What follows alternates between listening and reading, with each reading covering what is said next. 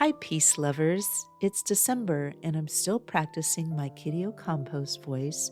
For these last couple of weeks of the year, I've gathered 17 holiday inspired public domain readings from writers like L. Frank Baum, Henry David Thoreau, and Charles Dickens. It's a bit quirky, I know, but so is Kitty, and so is the new Peace podcast series arriving right here on New Year's Day, the Peace Experiments, Experiment Zero. A humming government facility, a skeptical fact-checking goat, and a classroom full of teens collide when reporter Kitty Ocampos begins investigating the myths that keep peace just out of reach. The peace experiments explore what happens when young people finally ask the questions adults avoid. And perhaps you've been hearing the Next Peacelands here on the podcast. We'll be returning soon to the practice of holding peaceful intention for the specific war zones and the countries that supply weapons to them.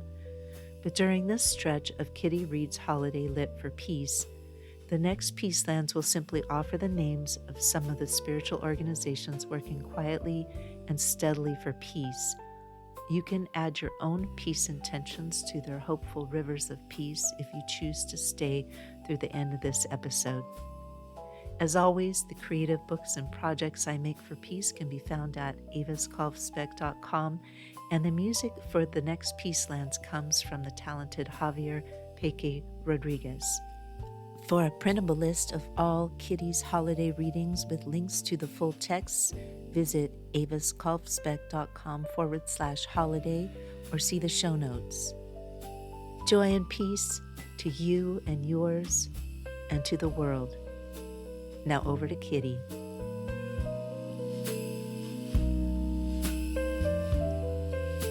Today's reading comes from Sarah Orne Jewett, one of the finest observers of New England life in the 19th century.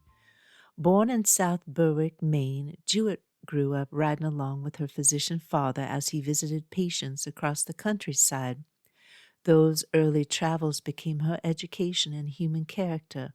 She listened to how people spoke, watched how they carried their worries and their joys, and learned that a community is shaped as much by quiet neighborliness as by grand events. Jewett wrote in what we now call regional realism, but that term can make her sound smaller than she is. What she actually did was record the moral weather of a place, its rhythms, loyalties, silences, and the way people take care of one another without fanfare. Her prose has a clarity that comes from deep trust in ordinary life. Aunt Cynthy Dallett is one of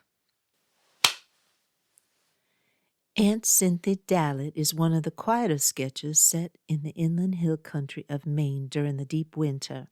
While many of Jewett's stories happen on the coast, this one takes us into the snowy mountains where the world is stripped down to its essentials: cold winds, short days, and the steady warmth people offer one another when they make the effort to visit. Jewett didn't think winter was bleak. She thought it revealed character. We'll read just a small portion today, enough to feel her steady hand and to notice how a writer can make a whole world out of a snowy trek, a shared meal, and the plain dignity of someone who has lived carefully and well. And well, honey, I could read the cabin notes off a tide-worn logbook if it helped remind us that community is built from attention, not spectacle. Sometimes the softest stories show us how peace is kept, especially when nobody, for goodness sake, is holding a gosh darn gun. Following is an excerpt from Aunt Cynthy Dallett by Sarah Orne Jewett. "No," said Mrs. Hand, speaking wistfully. "No, we never were in the habit of keeping Christmas at our house. Mother died when we were all young. She would have been the one to keep up with all new ideas, but father and grandmother were old-fashioned folks. And well, you know how 'twas then, Miss Pendexter. Nobody took much notice of the day except to wish you a Merry Christmas." "They didn't do much to make it merry, certain," answered Miss Pendexter. "Sometimes nowadays I hear folks complaining of being overtaxed with all the Christmas work they have to do." Well, others think that it makes a lovely chance for all that really enjoys giving. You get an opportunity to speak your kind feeling right out, answered Mrs. Hand with a bright smile. But there, I shall always keep New Year's Day too. It won't do no hurt to have an extra day kept and made pleasant, and there's many of the real old folks have got pretty things to remember about New Year's Day. Aunt Cynthy Dallett's just one of 'em, said Miss Pendexter. She's always very reproachful if I don't get up to see her. Last year I missed it on account of a light fall of snow that seemed to make the walking too bad, and she sent a neighbor's boy way down from the mountain to see if I was sick. Her lameness confines her to the house altogether now, and I have her on my mind a good deal. How anybody does get thinking of those that lives alone as they get older.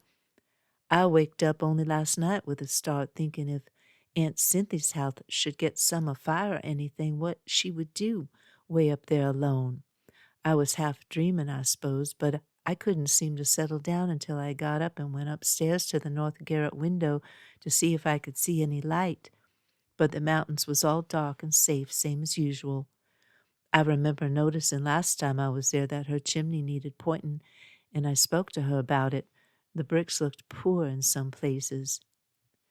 Can you see the house from your north gable window? Asked Mrs. Hand a little absently.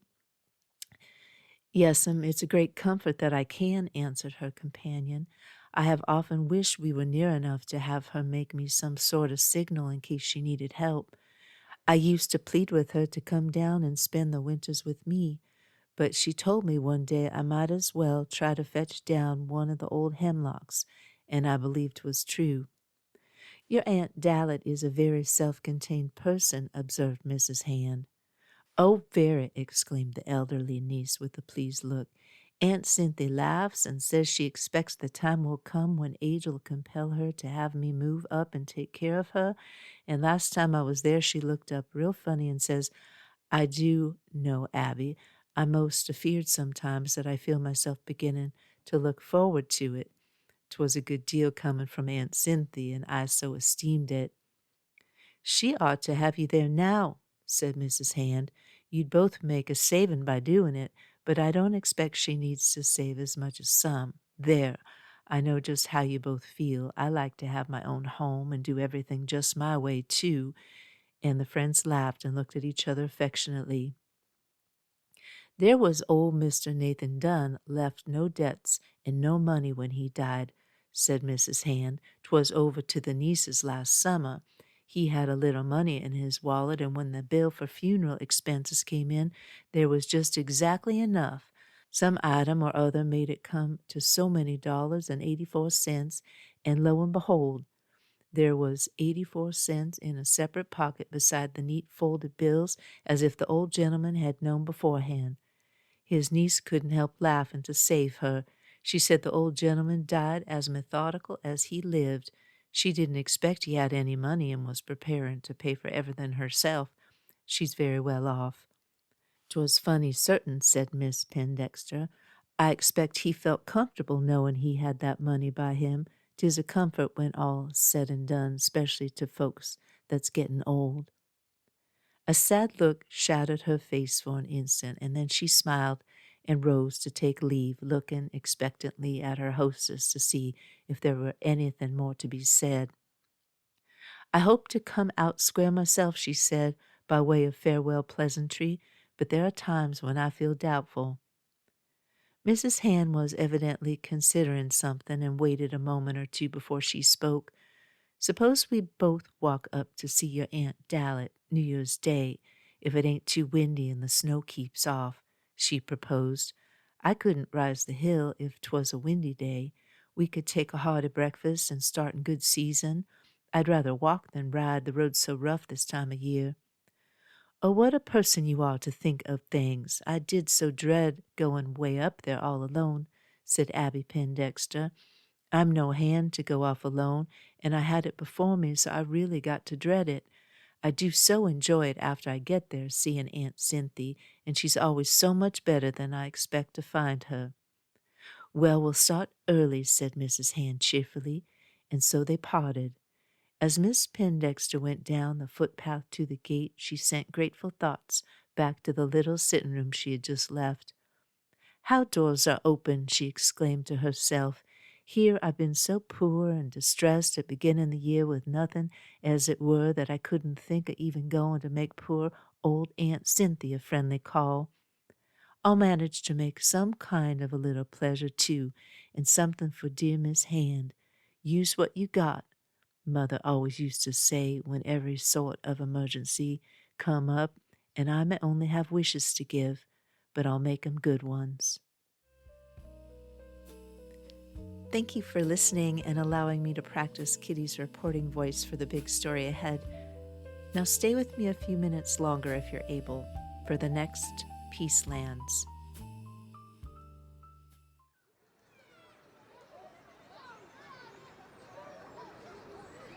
Following is a special holiday edition of the Next Peacelands, where we pause on listing the war zones and weapons suppliers. Instead, we rest our intention of peace on a few of the spiritual organizations working tirelessly toward peace. While this list is far from comprehensive, the total number of organizations, large and small, would number in the thousands if we included all who work daily for peace. I ask that you consider taking this time to add your own intention of peace to those working daily toward that goal. Mennonite Central Committee. Peace is here. Community of Santa Hidio. Peace is here. The Network for Religious and Traditional Peacemakers. Peace is here. Religions for Peace. Peace is here. Pax Christi International. Peace is here. American Friends Service Committee. Peace is here. Lutheran Peace Fellowship. Peace is here. The International Fellowship of Reconciliation. Peace is here. Baptist Peace Fellowship. Peace is here. Community Peacemaker Teams. Peace is here. Episcopal Peace Fellowship. Peace is here. Friends Peace Teams. Peace is here. Muslim Peace Fellowship. Peace is here. Buddhist Peace Fellowship. Peace is here. Quaker Peace and Social Witness. Peace is here. Network of Christian Peace Organizations. Peace is here. Network of Spiritual Progressives. Peace is here. United Religions Initiative. Peace is here. The Christian Campaign for Nuclear Disarmament. Peace is here. Agape International Spiritual Center. Peace is here.